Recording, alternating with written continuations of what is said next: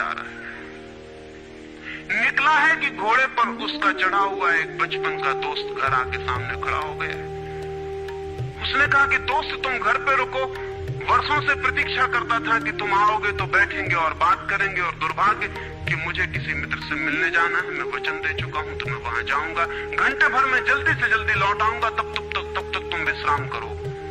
उसके मित्र ने कहा कि मुझे तो चैन नहीं है, अच्छा होगा कि मैं तुम्हारे साथ ही चला चलूं। लेकिन उसने कहा कि मेरे कपड़े सब गंदे हो गए धूल से रास्ते की, अगर तुम्हारे पास कुछ अच्छा कपड़ा हो तो मुझे दे दो, तो मैं डाल लूं और साथ हो जाऊं। निश्चित था उस फकीर के पास किसी सम्राट ने उसे बहुमूल्य कोट, एक पगड़ी और धोती भेंट की थी। उसने संभाल के रखी थी, कभी जरूरत पड़ेगी तो पहनूंगा। वो जरूरत नहीं आई थी, निकाल के ले आया। खुशी में मित्र ने जब पहन ली तब उसे थोड़ी ईर्ष्या पैदा हुई। मित्र ने पहन के तो मित्र सम्राट मालूम होने लगा। बहुमूल्य कोट था, पगड़ी थी, धोती थी, शानदार जूते थे, और उसके सामने वो फकीर बिल्कुल ही नौकर चाकर दिनहीन दिखाई पड़ने लगा। उसने सोचा है तो बड़ा मुश्किल हुआ, है तो बड़ा गलत हुआ। जिनके घर में ले जाऊंगा ध्यान इस पर जाएगा, मुझ पर किसी का भी ध्यान जाएगा नहीं। अपने ही कपड़े, और आज अपने ही कपड़ों के कारण मैं दीनहीन हो जाऊंगा। लेकिन बार बार मन को समझाया कि मैं फकीर हूं, आत्मा परमात्मा की बात करने वाला, क्या रखा है कोट में पगड़ी में, छोड़ो, पहने रहने तो कितना फर्क पड़ता है। लेकिन जितना समझाने की कोशिश की कि कोट पगड़ी में क्या रखा है, कोट पगड़ी ही उसके मन में घूमने लगी। मित्र दूसरी बात करने लगा, लेकिन वो भीतर तो ऊपर तो कुछ और दूसरी बातें कर रहा है, लेकिन वहां उसका मन नहीं है। भीतर उसे बस कोट और पगड़ी। रास्ते पर जो भी आदमी देखता है उसको कोई भी नहीं देखता, मित्र की तरफ सबकी आंखें जाती। वो बड़ा मुश्किल में पड़ गया कि तो आज अपनी भूल कर ली, अपने हाथ से भूल कर ली। जिनके घर जाना था वहां पहुंचा, जाके परिचय दिया कि मेरे मित्र हैं जमाल, बचपन के दोस्त हैं, बहुत प्यारे आदमी हैं। और फिर अचानक अनजाने मुंह से निकल गया कि रह गए कपड़े सो कपड़े मेरे हैं। क्योंकि मित्र भी जिनके घर गए थे वो भी उसके कपड़ों को देख रहे थे, और भीतर उसके चल रहा था कोट पगड़ी, मेरी कोट पगड़ी, और उन्हीं की वजह से मैं परेशान हो रहा हूं। निकल गया मुंह से कि रह गए कपड़े मेरे। मित्र भी हैरान हुआ, घर के लोग भी हैरान हुए कि क्या पागलपन की बात है। ख्याल उसको भी आया बोल जाने के बाद, तब पछताया कि तो भूल हो गई। पछताया तो और दबाया अपने मन को, बाहर निकल के क्षमा मांगने लगा कि क्षमा कर दो, बड़ी गलती हो गई। मित्र ने कहा मैं तो हैरान हुआ कि तुमसे निकल कैसे गया। उसने कहा कि कुछ नहीं, सिर्फ जबान की चूक हो गई। हालांकि जबान की चूक कभी भी नहीं होती है, भीतर कुछ चलता होता है तो कभी कभी बेमौके जबान से निकल जाता है, चूक कभी नहीं होती। माफ कर दो, भूल हो गई। कैसे ये ख्याल आ गया कुछ समझ में नहीं आता, हालांकि पूरी तरह समझ में आ रहा था कि ख्याल कैसे आया। दूसरे मित्र के घर गए, अब वो तय करता रहा रास्ते में कि अब चाहे कुछ भी हो जाए, ये नहीं कहना है कि कपड़े मेरे हैं, पक्का कर लेना है अपने मन को। घर के द्वार पर उसने जाके बिल्कुल दृढ़ संकल्प कर लिया कि ये बात नहीं उठानी कि कपड़े मेरे हैं। लेकिन उस पागल को पता नहीं कि जितना वो दृढ़ संकल्प कर रहा है इस बात का, वो दृढ़ संकल्प बता रहा है इस बात को कि उतने ही जोर से उसके भीतर ये भावना घर कर रही कि कपड़े मेरे। आखिर दृढ़ संकल्प किया क्यों जाता है? एक आदमी कहता है कि मैं ब्रह्मचर्य का दृढ़ व्रत लेता हूँ, उसका मतलब है उसके भीतर कामुकता दृढ़ता से धक्के मार रही, नहीं तो और कारण क्या है? एक आदमी कहता है कि मैं कसम खाता हूँ कि आज से कम खाना खाऊंगा, उसका मतलब ये कि कसम खानी पड़ रही, ज्यादा खाने का मन है उसका। और तब अनिवार्य रूप में द्वंद्व पैदा होता है। जिससे हम लड़ना चाहते हैं वही हमारी कमजोरी है, और तब द्वंद्व पैदा हो जाना स्वाभाविक है। वो लड़ता हुआ दरवाजे के भीतर गया, संभल के बोला कि मेरे मित्र हैं, लेकिन जब वो बोल रहा है तब उसको कोई नहीं देख रहा, उसके मित्र को उस घर के लोग देख रहे हैं। तब फिर उसे ख्याल आया कि मेरा कोट, मेरी पगड़ी। उसने कहा कि दृढ़ता से कसम खाई है, इसकी बात नहीं उठानी। मेरा क्या है कपड़ा लत्ता, कपड़े लत्ते किसी के होते हैं, ये तो सब संसार है, ये तो सब माया है। लेकिन ये सब समझा रहा है, लेकिन असलियत तो बाहर से भीतर से बाहर हो रही।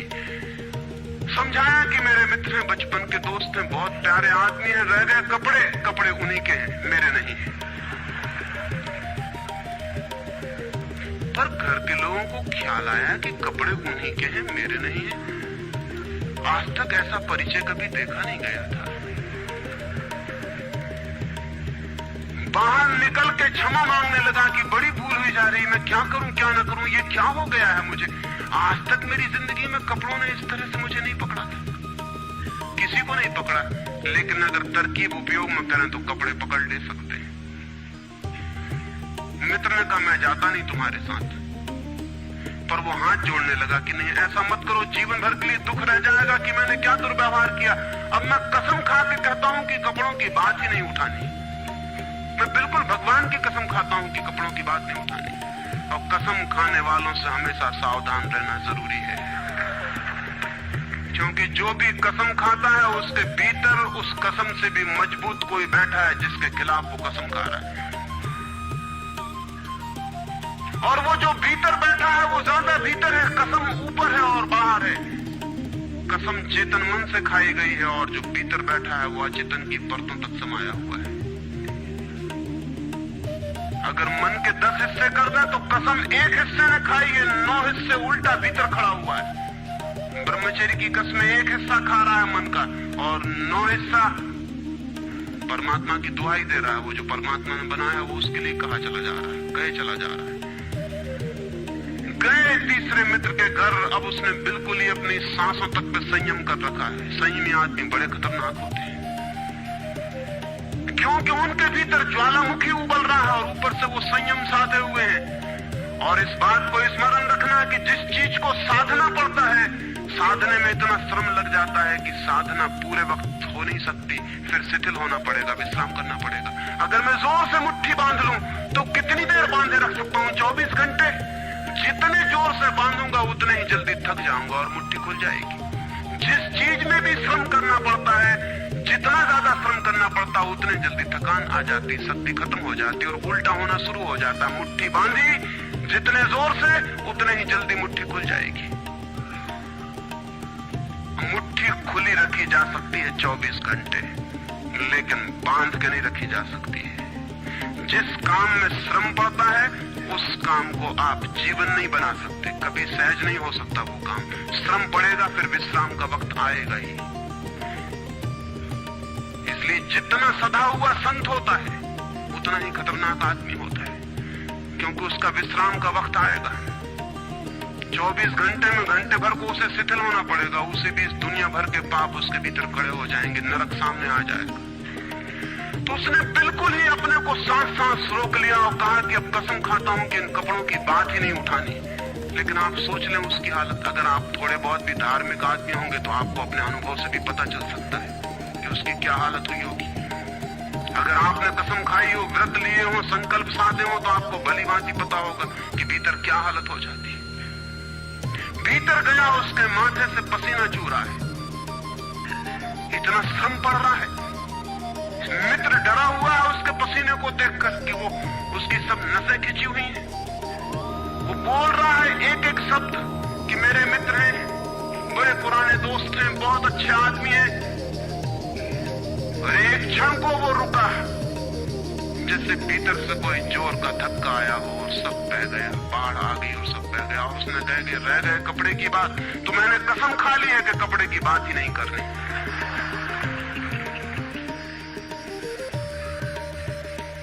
ये जो इस आदमी के साथ हुआ वो पूरी मनुष्य जाति के साथ सेक्स के संबंध में हो गया है। सेक्स को ऑब्सेशन बना दिया, सेक्स को रोग बना दिया, घाव बना दिया और सब विषाक्त कर दिया, सब विषाक्त कर दिया। छोटे छोटे बच्चों को समझाया जा रहा कि सेक्स पाप है, लड़कियों को समझाया जा रहा, लड़कों को समझाया जा रहा कि सेक्स पाप है। फिर ये लड़की जवान होगी, ये लड़का जवान होगा, इनकी शादियां होंगी और सेक्स की दुनिया शुरू होगी और इन दोनों के भीतर ये भाव है कि ये पाप है। और फिर कहा जाएगा स्त्री को कि पति को परमात्मा मान। जो पाप में ले जा रहा उसको परमात्मा कैसे माना जा सकता है?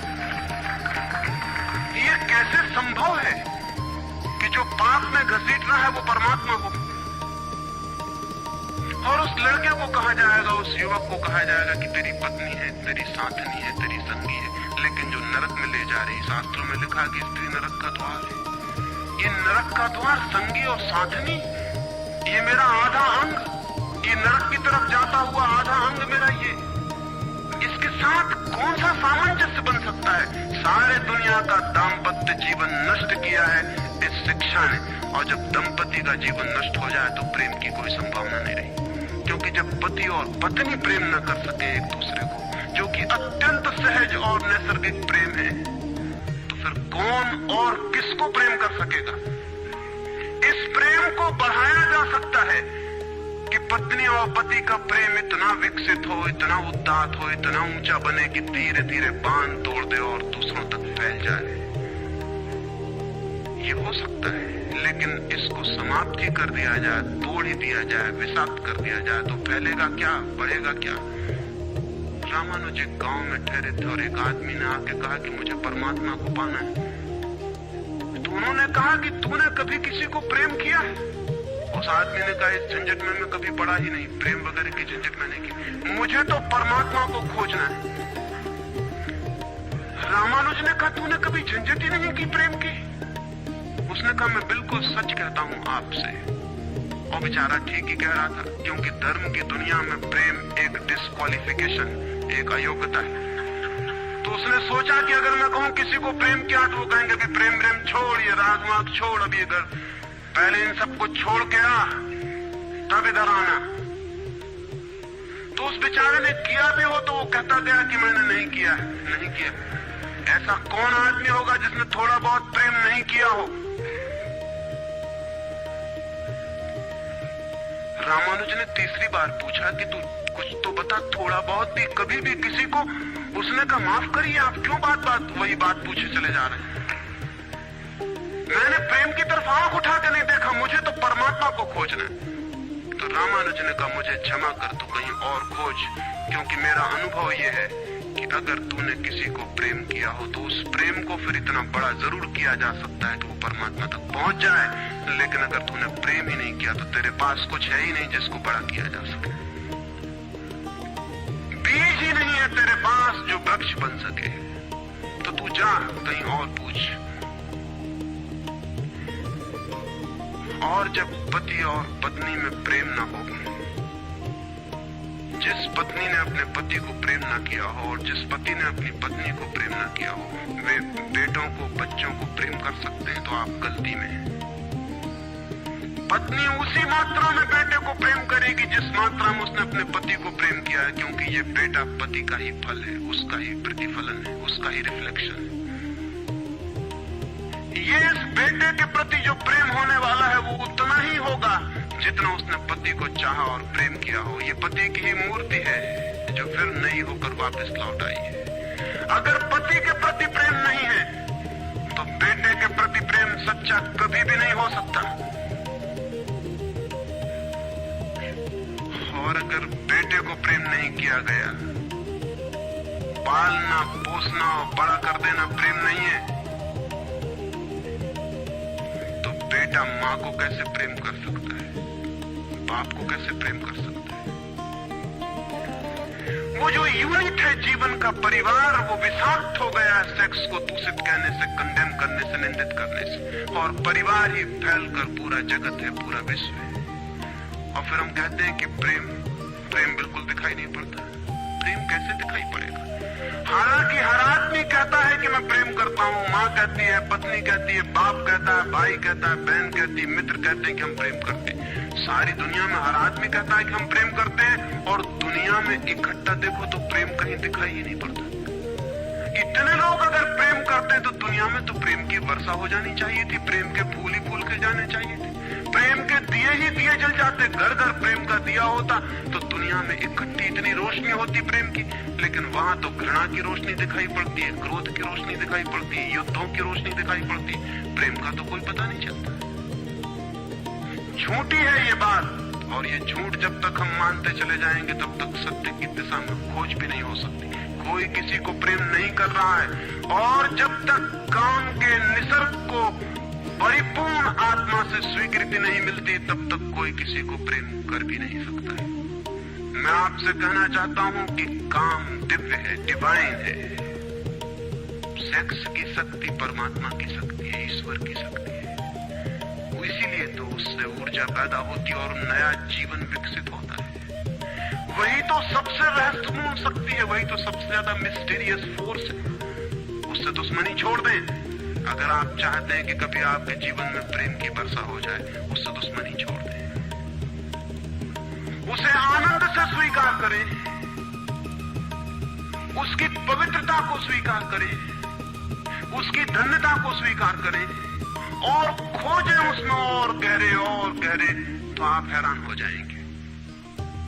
जितनी पवित्रता से काम की स्वीकृति होगी, उतना ही काम पवित्र होता चला जाता है, और जितनी अपवित्रता और पाप की दृष्टि से काम से विरोध होगा, काम उतना ही पापपूर्ण और कुरूप होता चला जाता है। जब कोई अपनी पत्नी के पास ऐसे जाए जैसे कोई मंदिर के पास जाता है, जब कोई पत्नी अपने पति के पास ऐसे जाए जैसे सच में कोई परमात्मा के पास जाता है, क्योंकि जब दो प्रेमी काम से निकट आते हैं, जब वे संभोग से गुजरते हैं, तब सच में ही वे परमात्मा के मंदिर के निकट से गुजर रहे हैं। वही परमात्मा काम कर रहा है उनकी उस निकटता में, वही परमात्मा की सृजन शक्ति काम कर रही है। और मेरी अपनी दृष्टि यह है कि मनुष्य को समाधि का, ध्यान का जो पहला अनुभव मिला हो कभी भी मनुष्य के इतिहास में, तो वो संभोग के क्षण में मिला है और कभी नहीं। संभोग के क्षण में ही पहली बार ये स्मरण आया है आदमी को कि इतने आनंद की वर्षा हो सकती है। और जिन्होंने सोचा, जिन्होंने मेडिटेट किया, जिन लोगों ने काम के संबंध पर और मैथुन पर चिंतन किया और ध्यान किया, उन्हें यह दिखाई पड़ा कि काम के क्षण में, मैथुन के क्षण में, संभोग के क्षण में मन विचारों से शून्य हो जाता है। एक क्षण को मन के सारे विचार रुक जाते हैं, और वो विचारों का रुक जाना और वो मन का ठहर जाना ही आनंद की वर्षा का कारण होता है। तब उन्हें सीक्रेट मिल गया, राज मिल गया कि अगर मन को विचारों से मुक्त किया जा सके किसी और विधि से भी, तो भी इतना ही आनंद मिल सकता है। और तब समाधि और योग की सारी व्यवस्थाएं विकसित हुई, जिनमें ध्यान और सामायिक और मेडिटेशन और प्रेयर, इनकी सारी व्यवस्थाएं विकसित हुई। इन सब के मूल में संभोग का अनुभव है। और फिर मनुष्य को अनुभव हुआ कि बिना संभोग में जाए भी चित्त शून्य हो सकता है, और जो रस की अनुभूति संभोग में हुई थी, वो बिना संभोग के भी बरस सकती है। फिर संभोग क्षणिक हो सकता है, क्योंकि शक्ति और ऊर्जा का वो निकास और बहाव है, लेकिन ध्यान सतत हो सकता है। तो मैं आपसे कहना चाहता हूं कि एक युगल संभोग के क्षण में जिस आनंद को अनुभव करता है, एक योगी 24 घंटे उस आनंद को अनुभव करने लगता है।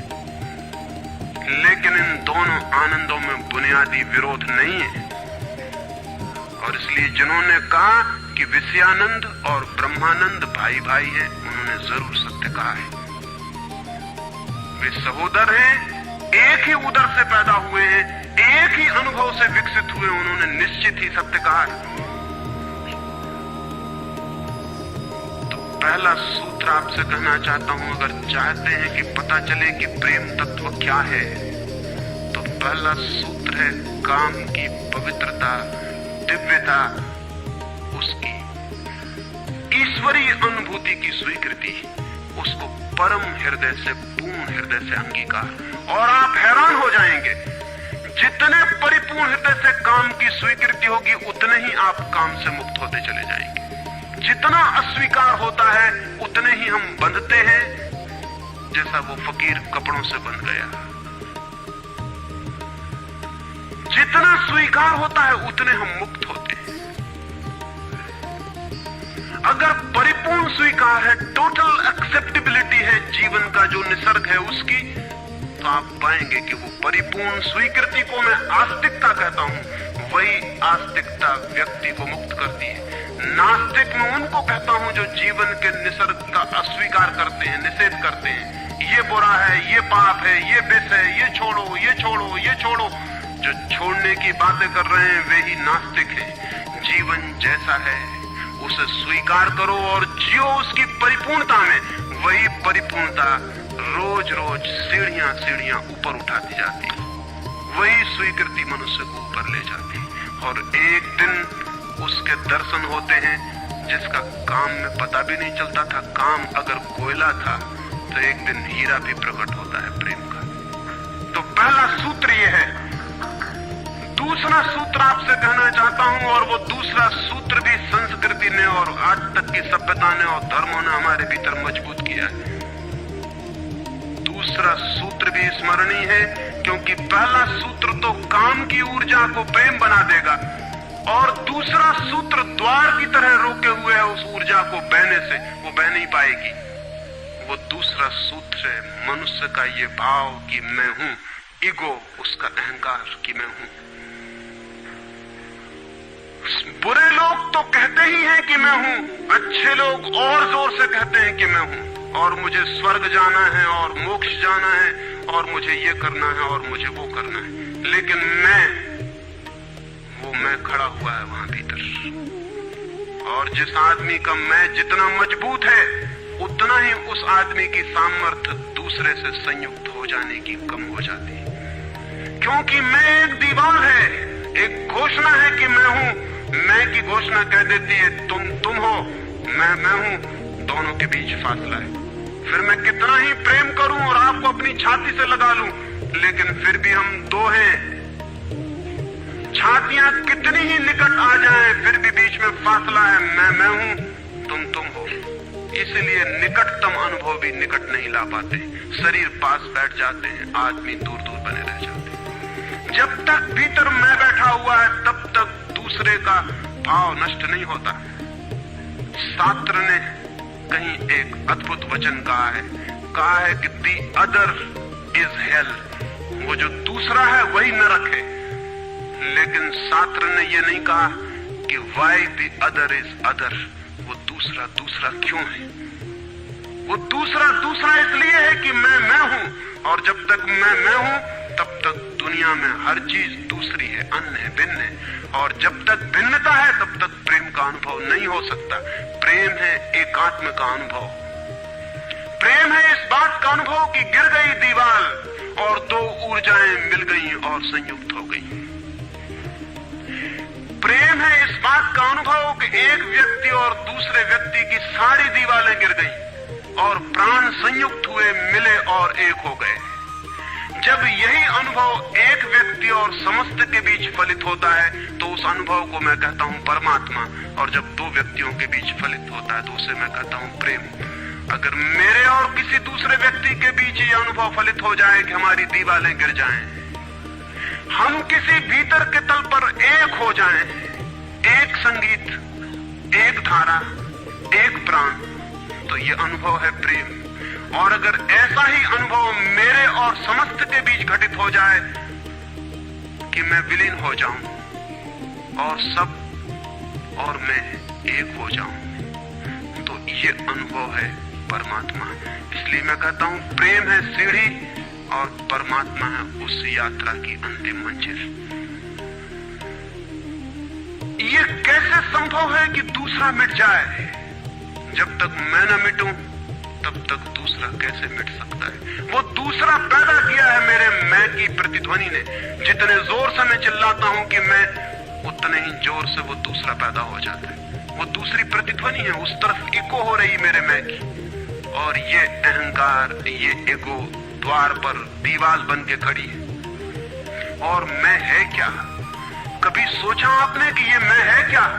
आपका हाथ है मैं, आपका पैर है, आपका मस्तिष्क है, आपका हृदय है, क्या है आपका मैं?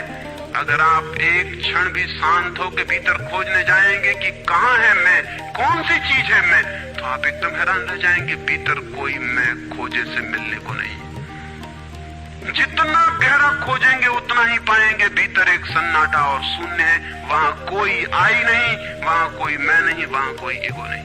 एक भिक्षु नागसेन को एक सम्राट मिलिंद ने निमंत्रण दिया था कि तुम आओ दरबार में। तो जो राजदूत गया था निमंत्रण देने, उसने नागसेन को कहा कि भिक्षु नागसेन, आपको बुलाया है सम्राट मिलिंद ने, मैं निमंत्रण देने आया हूं। तो नागसेन कहने लगा, मैं चलूंगा जरूर, लेकिन एक बात विनय कर दूं, पहले ही कह दूं कि भिक्षु नागसेन जैसा कोई है नहीं। ये केवल एक नाम है, काम चलाऊ नाम है। आप कहते हैं तो मैं चलूंगा जरूर, लेकिन ऐसा कोई आदमी कहीं है नहीं। राजदूत ने जाके सम्राट को कह दिया कि बड़ा अजीब आदमी है वो कहने लगा कि मैं चलूंगा जरूर, लेकिन ध्यान रहे कि भिक्षु नागसेन जैसा कहीं कोई है नहीं, ये केवल एक काम चलाऊ नाम है। सम्राट ने कहा, अजीब सी बात है, जब वो कहता है मैं चलूंगा, आएगा वो आया भी रथ पर बैठकर। सम्राट ने द्वार पर स्वागत किया और कहा, भिक्षु नागसेन हम स्वागत करते हैं आपका। वो हंसने लगा, उसने कहा कि स्वागत स्वीकार करता हूं, लेकिन स्मरण रहे भिक्षु नागसेन जैसा कोई है नहीं। सम्राट कहने लगा, बड़ी पहेली की बातें करते हैं आप। अगर आप नहीं हैं तो कौन है? कौन आया है यहाँ? कौन स्वीकार कर रहा है स्वागत? कौन दे रहा है उत्तर? नागसेन मुड़ा और उसने कहा कि देखते हैं सम्राट मिलिंद, ये रथ खड़ा है जिस पर मैं आया। सम्राट ने कहा, ये रथ है। तो भिक्षु नागसेन पूछने लगा, घोड़ों को निकाल के अलग कर लिया जाए। घोड़े अलग कर लिए गए और उसने पूछा सम्राट से, ये घोड़े रथ हैं? सम्राट ने कहा, घोड़े कैसे रथ हो सकते हैं? घोड़े अलग कर दिए गए। सामने के डंडे जिनसे घोड़े बंधे थे खिंचवा लिए गए। उसने पूछा कि ये रथ है? सिर्फ 2 डंडे कैसे रथ हो सकते हैं? डंडे अलग कर दिए गए। चाक निकलवा लिए और कहा, ये रथ है? सम्राट ने कहा, ये चाक है, ये रथ नहीं है। और एक एक अंग रथ का निकलता चला गया और एक एक अंग पर सम्राट को कहना पड़ा कि नहीं, ये रथ नहीं है। फिर आखिर पीछे शून्य बच गया, वहां कुछ भी न बचा। भिक्षु नागसेन पूछने लगा, रथ कहाँ है अब? रथ कहाँ है अब? और जितनी चीजें मैंने निकाली तुमने कहा ये भी रथ नहीं, ये भी रथ नहीं, ये भी रथ नहीं, अब रथ कहाँ है? तो सम्राट चौंक के खड़ा रह गया। रथ पीछे बचा भी नहीं था और जो चीजें निकल गई थी उनमें कोई रथ था भी नहीं। तो वो भिक्षु कहने लगा, समझे आप, रथ एक जोड़ था। रथ कुछ चीजों का संग्रह मात्र था। रथ का अपना होना नहीं है कोई, ईगो नहीं है कोई। रथ एक जोड़ है। आप खोजें कहां है आपका मैं, और आप पाएंगे कि अनंत शक्तियों के एक जोड़ है। मैं कहीं भी नहीं है। और एक एक अंग आप सोचते चले जाएं तो एक एक अंग समाप्त होता चला जाता है, फिर पीछे शून्य रह जाता है। उसी शून्य से प्रेम का जन्म होता है, क्योंकि वो शून्य आप नहीं है, वो शून्य परमात्मा है। एक गांव में एक आदमी ने मछलियों की एक दुकान खोली थी। बड़ी दुकान थी, उस गांव में पहली दुकान थी। तो उसने एक बहुत खूबसूरत तख्ती बनवाई और उस पर लिखाया, फ्रेश फिश सोल्ड हियर। यहाँ ताजी मछलियां बेची जाती। पहले दिन दुकान खुली और एक आदमी आया और कहने लगा, फ्रेश फिश सोल्ड हियर, ताजी मछलियां? कहीं बासी मछलियां भी बेची जाती हैं? ताजी लिखने की क्या जरूरत?